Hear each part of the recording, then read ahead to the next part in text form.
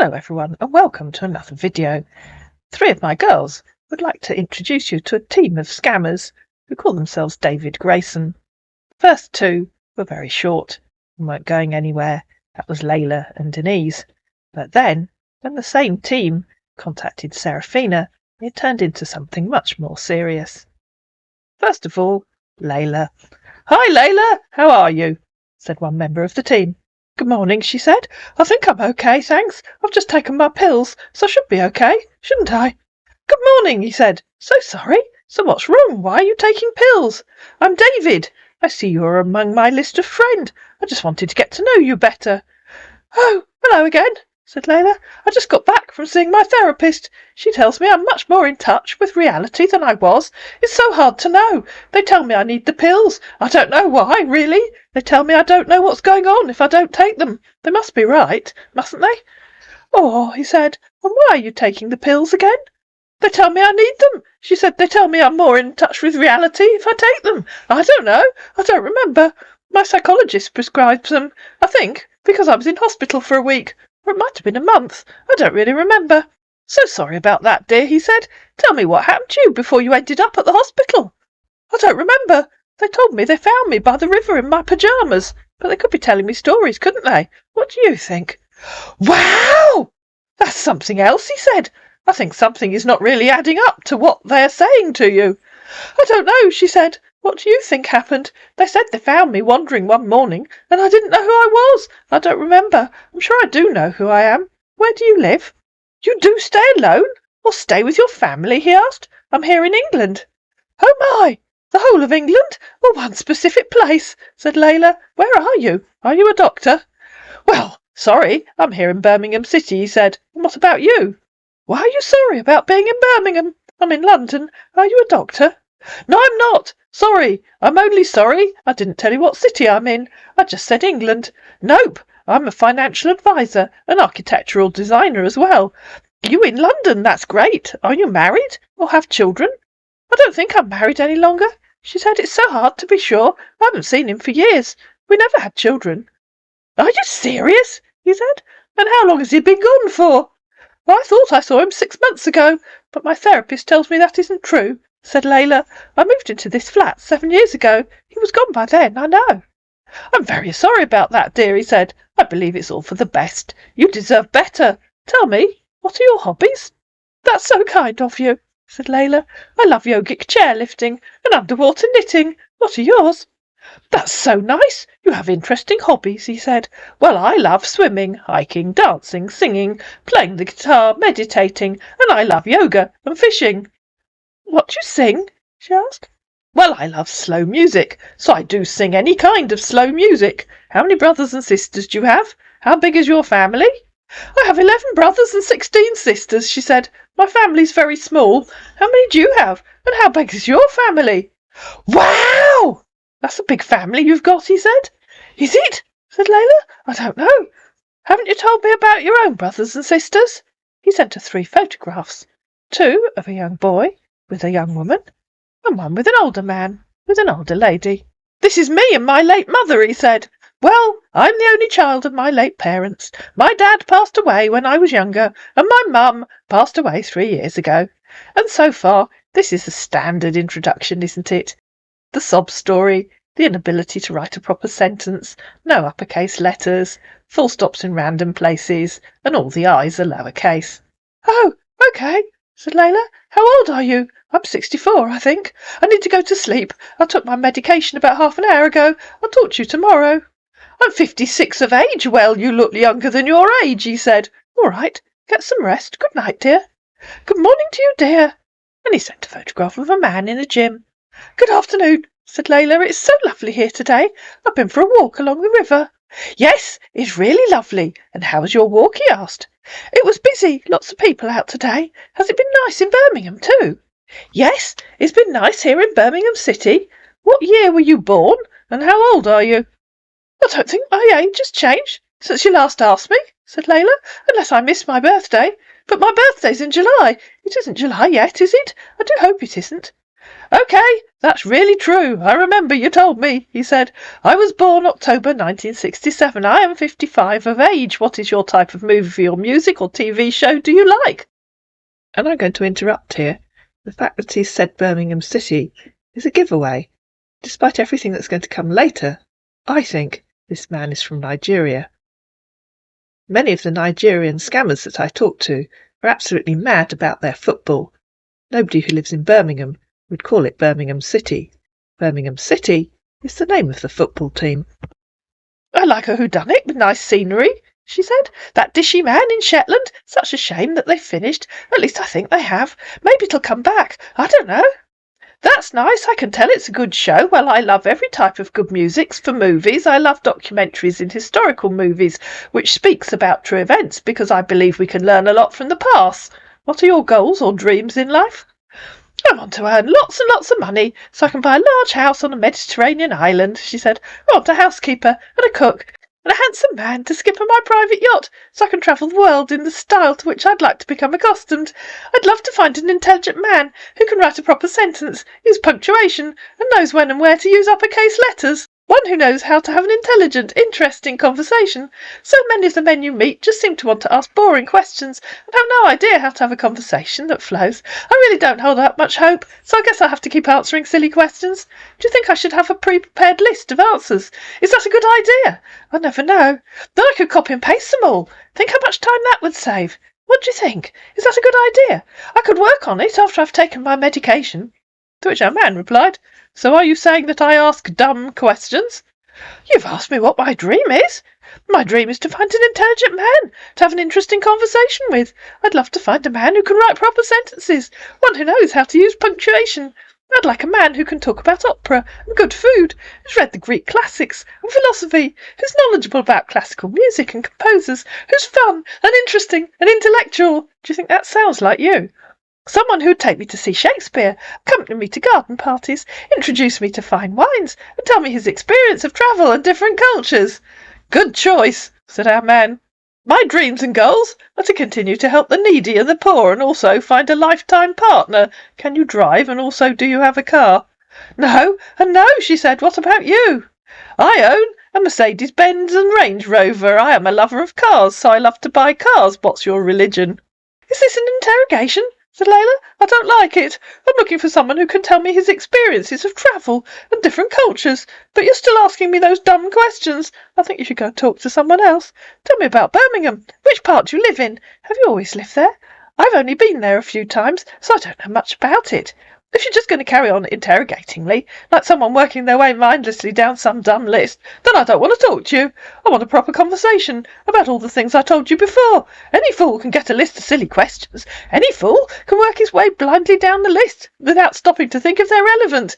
But it takes a proper man with a proper brain to know when to ask those dumb questions and when to continue a proper conversation. I wonder, can you do that? Or will you just carry on working your way down the list of dumb questions? I think I know the answer, because I told you what I was looking for." At this point, defeated, our man blocked Flora. But a member of the team had also started talking to Denise. It didn't go well. "Hi, nice to meet you. I'm David. Can see we're friends on Facebook, and I will love to know more about you if that's all right with you." Obviously not the same team member, because all his eyes are uppercase. "Oh, hello, it's nice to meet you," said Denise. "Pleasure is mine, Denise. So sorry, I've had a long day. Just finished from my meeting now. Tell me, so where are you from, and where do you live?" "I live in Guildford. Why do you want to know where I'm from?" At this point, the same man that had been talking to Layla took over, because look, the eyes are magically lowercase. "Well, because I'm getting to know you better, so it's only right to know where you're from, since I know your name. Well, I'm from Birmingham City, England as well, but in Germany at the moment for work." "No, I'm not from Birmingham," she said. "I'm from Guildford. Why are you working in Germany?" "No, me, I am from Birmingham City. Well, come here on a project. What do you do for work?" "I retired 10 years ago. I was an accountant. I ran my own small business with my late husband. What do you do for work?" "That's so nice. And how long have you been retired for?" "I'm so sorry about your late husband. And what happened to your late husband?" "I'm a financial advisor and architectural designer." And in reply to him asking what happened to her late husband, Denise said, "He died." What do you design? I retired 10 years ago. Didn't I already tell you that? I design homes. Do you have children? I've 2 children and 4 grandchildren. What about you? That's really nice to have kids, and now you have grandkids. I have a 17-year-old daughter. What are your hobbies? Yogic chairlifting and underwater stitch counting, said Denise. What are your hobbies? All right, that's interesting, my dear. Love to travel, swim, fishing, yoga and meditation, hiking, music and movies as well. Tell me about some of the places you've been to, asked Denise. I always wanted to travel, but my Albie wasn't interested. Oh, well, that's so bad he didn't want to travel with you. Well, I've been to so many countries, to be honest. I've been to Brazil, Italy, Egypt, Maldives, and more. Is that all? Said Denise. Our friends and family have done more travelling than that, but tell me about some of the places. I've been to October 67 countries so far. I presume he meant over. How exciting, said Denise. Which ones? I can't name all 67, said our man, unable to Google a list of countries, but it should be around 67 countries. Do you stay alone?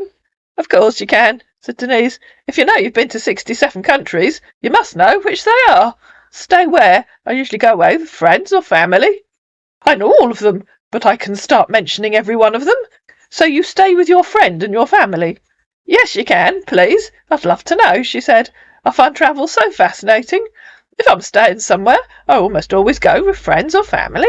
My friend Barbara and I often stay in a hotel in Devon. My daughter rented a cottage in Dorset last summer, and we all stayed there. Sometimes I just go and stay with my daughter. She lives in Brighton. Or go and stay with my son. He lives in Godalming. How have you managed to visit so many countries? You must really enjoy travelling. So you don't have a home of your own? He asked. Of course I do, said Denise. I live in the same house in Guildford that I've lived in for almost 40 years. And how many rooms are in this home? He asked. I beg your pardon, said Denise. Are you an undercover weirdo from the council trying to revalue my house for council tax? Please stop changing the subject and tell me about the 67 countries you've visited. How did you even get to visit so many? And I won't answer any more questions unless or until you tell me about them. Properly tell me about them. Which they are, how long you were in each one, why you were there, how did you get to each one? Good morning, said our man. I'm not changing topics. I told you I can go into details of each and every one of them. That's too much to go into details with. Don't be ridiculous, said Denise. If you're happy to tell me you've been to 67 countries, you can at least tell me which they are. Otherwise I'll assume you were telling me a silly story because you thought it sounded impressive, which is childish and stupid, and not the way a mature gentleman would behave.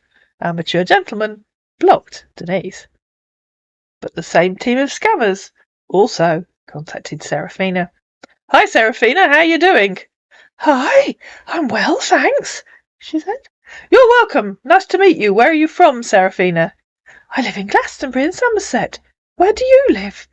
Wow!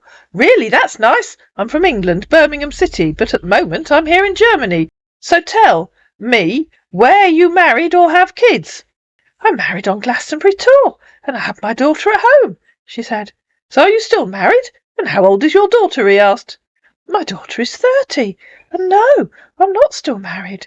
Wow! She's a big girl, and how long have you been single for? She's a very petite girl. Her partner's much bigger, said Seraphina. My partner and I split up 10 years ago. We're still friends, but we wanted different things in life. It's always so nice to see your kids grow up, looking pretty and handsome as well, he said. What do you do for work? I'm a spiritual lady, said Seraphina. I work to bring peace and harmony to people's lives. What do you do? Still don't know what work that is, he said. So tell, what work is that? Seraphina sent a couple of messages. I had genuinely made too many spelling mistakes, so I removed them. Apologies for unsent messages, she said. Too many spelling mistakes. What it says. I'm a spiritual lady. I work with clients to help bring peace and harmony to their lives through meditation, contemplation, exchanging ideas and experiences, and achieving harmony with the universe. What do you do? It's a gift I've had since I was a small child. I inherited it from my grandmother, who was a Romany gypsy. I work with a spirit guide who helps me to choose the right candles and essential oils for each client. Okay, now I understanding, and that's interesting to do this with clients because it's important to have a connection with your spirit being, he said. I am a financial advisor. Look, We're back to the team member that can't use uppercase I's. I'm a financial advisor. I teach my client how to invest into digital currency. I'm making sure my client gain a lot more profit. I also give them the knowledge of the cryptocurrency, which is the future of our currency banking system. The world is advancing so fast that a lot of people are doing away with the banking system. With digital currency, we're able to enrich our client with not only knowledge but also wealth. Can you explain to me about crypto? She asked. I've heard about mining and I've heard about trading. What's the difference? How does it work? And so our man thought he'd explain it to Seraphina. Listen to his accent, and if you know even a small amount about cryptocurrency mining or trading, I think you'll realise that he has absolutely no idea at all what he's talking about. Okay. Good afternoon. I'm sorry for the late reply. I had to sleep at the time we text. To be honest, I just in a meeting and just got done with my meeting now. I will be going for the next meeting as well. Conference actually. Yes. The difference between me. Okay, I'm gonna explain what cryptocurrency is. Probably you. Basically, it's a digital way of trading online. Let's say a digital banking system where you are your own banker and you are your own cashier. So it's more like you're banking in your own comfort. You get me? So cryptocurrency is definitely the future. Is where people actually invest their money and get triple of it. And Bitcoin mining itself, more like it's more like what is generated. You get me? So you're mining it yourself. You're doing everything yourself. So when you mine it, you convert mining it to cryptocurrency where you start, getting more and more profit. So you're getting more profit and mining. It's basically almost the same thing. It's probably the same thing. It's just that mining is the base. It's where the base is, where you mine the Bitcoin, where you mine the cryptocurrency, and all kind of cryptos. You're doing a mining. So I can teach you the basics. If you want me to, I can put you through. Right now, I have a conference I'll be attending. I would send you a few pictures as well if you want. I am teaching a few people how to invest and make a lot of money, and this is a system that is that's gonna change the world forever. A lot of people started investing into digital currency because the world is actually changing and is getting into the technological season and generation. So we need to get advanced because very soon people are not going to use the banking system anymore. It's all going to be online and you're going to do your own banking thing and invest and make your profit online, which is quite a good thing. So basically, to break it all down again, mining is the base where all cryptocurrency is made from, and cryptocurrency is the currency itself where you do the investment and make profit from as well. You can make profit from mining as well. We have Dogecoin as well. So different kind of, it depends on what you want, but mining itself, it's where you generate the crypto and Dogecoin and the rest of the currencies from. I can put you through, like I said. Just let me know if you're interested and we proceed. I hope you're feeling fully knowledgeable now, ladies and gentlemen, about crypto mining. I might be interested, said Seraphina, but I really don't understand what you said about mining. Could you explain simply for me, please? Do they get dug out of vaults somewhere? Okay, I will explain more. Sorry, I just finished my conference now. Are you on Google Chat so we can chat better there and I break down every details to you? And he sent a little video, which I will play you. Two notable things about that video. One, it doesn't actually have a soundtrack. And the other is that if you stop it and look at that slide in the background on the screen, it's in Portuguese. I can't hear anything, said Seraphina, and she sent him her email address. And so, of course, they moved to chat. And over on chat, a more experienced member of the team took over. "Hi, this is David from Facebook," he said. "Finally got to text you on here. Let me know when you get my text." "Ah, your message request appeared," she said. "Hello again," because she hadn't been able to see it the previous day. "Hello, how are you? Nice having you here. I guess the message was pending," he said. "Chat's odd sometimes," said Seraphina. "Totally understand, because I get confused here at first, but now I can really understand how it functions, and you'll notice fairly quickly that whoever's typing all of this speaks much better English than the person or people that we've been talking to on Facebook." "I couldn't hear any sound on that video you sent me," said Seraphina. "And how are you today?" he said. "I've just finished talking to one of my clients, a lovely lady I started working with last week." "Sorry had no sound," he said, "because it was removed. I just wanted you to see what I was up to for that day." "That's so, Ive. And how did it go?" "I don't understand what that last sentence means," said Seraphina. "Could you explain, please? I'd love to see the whole video, with sound, so I can hear you." "I mean, how was your meeting with your client?" "Oh, it went well," said Seraphina. "I'm sure we'll work well together. I don't think she's going to need many sessions. You said you'd explain everything to me here on chat." "Yes, I will explain to you, and I'm glad it went pretty well. I will explain to you just after my meeting on Zoom with my clients. I'll explain to you after this meeting. Is that fine by you?" And he sent her a photograph of a Zoom screen with 9 people on it. And if you zoom into that picture, once again, you can see that everything on that laptop is in Portuguese. "That's okay. No rush," said Seraphina. "I was listening to your audio explanation that you sent me on Facebook. You said I can do mining myself. How do I do that?" "All right then," he said. "Would drop an explanation for you via text on here on how you could get started with the basics. Here we go, ladies and gentlemen. I hope you're sitting comfortably. I appreciate your interest in cryptocurrency mining.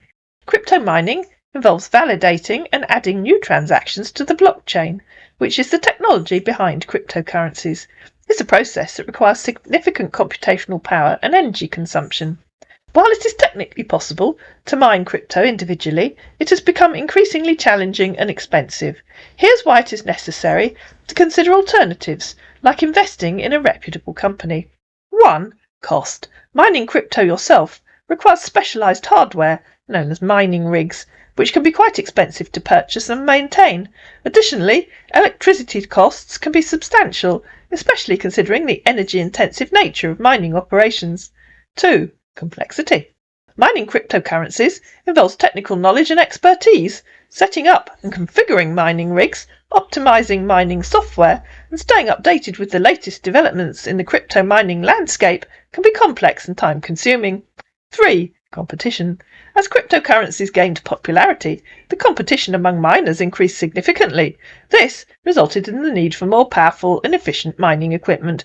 Large-scale mining operations with substantial resources now dominate the field, making it difficult for individual miners to compete effectively. Investing your funds in a reputable company that specializes in crypto mining can provide several benefits. 1. Professional expertise. Reputable companies have experienced teams dedicated to mining cryptocurrencies. They possess the necessary knowledge, infrastructure, and resources to optimize the mining process and generate higher returns. 2. Economies of scale. Large mining operations benefit from economies of scale. They can negotiate better deals for equipment, access cheaper electricity rates, and distribute maintenance costs among a larger pool of investors. This can result in higher profitability compared to individual mining. 3. Risk mitigation. Investing with a reputable company helps to mitigate risks associated with individual mining. Cryptocurrency mining involves market volatility, technological risks, and regulatory uncertainties. Reputable companies have risk management strategies in place and can navigate these challenges more effectively. By investing your funds in a reputable crypto mining company, you can potentially enjoy the benefits of mining without the complexities and expenses associated with individual mining. I work as a senior financial consultant for a company called Brickwall Mining. And this is a trusted company that has a proven track record, transparent operations, and a good reputation in the industry. Feel free to ask if you have any further questions, or if there's anything else I can assist you with.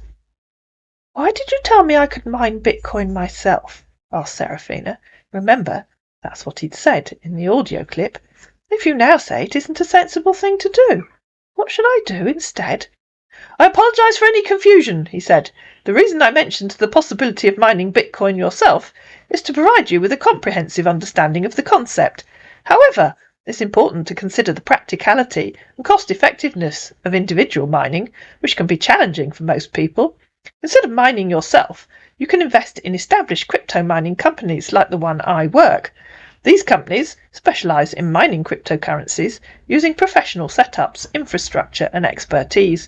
By investing, you can benefit from their mining and other digital currency operations and potentially earn high returns without the complexities of managing your own mining setup. I would advise you start your investment with Brickwall, the company I consult for. That way, I can guide you and also help you monitor the growth of your investment and break down every detail on how the investment works with you, so you have full understanding of the investment and also diversify your investment portfolio too. Sounds interesting, said Seraphina. What kind of return do you get from mining? And I'll show you that in a minute, ladies and gentlemen. I've shown you it before. As a reputable company, he said, Brickwall Mining offers various investment packages that provide potential returns based on your investment amount. The returns are generated through the mining of digital currencies, such as Bitcoin and Ethereum and other digital currency. Brickwall is not limited to cryptocurrency investments only. To give you an idea, let's take the Platinum package as an example. With an investment of $10,000, you can expect an average monthly return of around 15% daily over a mining cycle period, which could be monthly, quarterly or annually. And based on the market conditions, when crypto prices increase, you get extra earnings to your returns. This return is achieved through the company's advanced mining infrastructure, which is equipped with high-performance hardware and efficient energy solutions. To explore the investment opportunities in more detail, I recommend visiting Brickwall Mining's official website. There, you'll find comprehensive information about the company, the mining process, and the available investment packages. Additionally, you can find testimonials from satisfied investors who've benefited from their investments with Brickwall Mining.